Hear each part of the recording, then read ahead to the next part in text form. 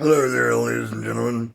I'm going to explain something to you why you should not DIY or re-grease your rods and springs on a Samsung washing machine.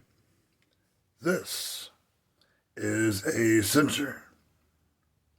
And if you put grease on your rods and springs, and then your Samsung's doing its little wobble thing, and it's throwing grease all over the place, it throws it all over this part right here.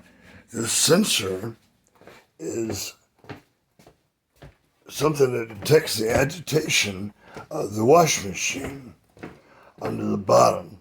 It goes underneath of the pulley system, which I'm about to show you. See that right there? This goes in here.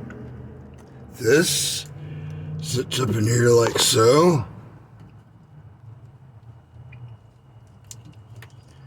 And literally reads what this is doing with this. It senses it. But if you got grease all over it, because somebody decided to put grease on the rods and springs to bring them back to life, that grease will get on the underside of your washing machine and mess your sensor up. Do not use sticky grease on your spring rods in your washing machine. Y'all have a nice day.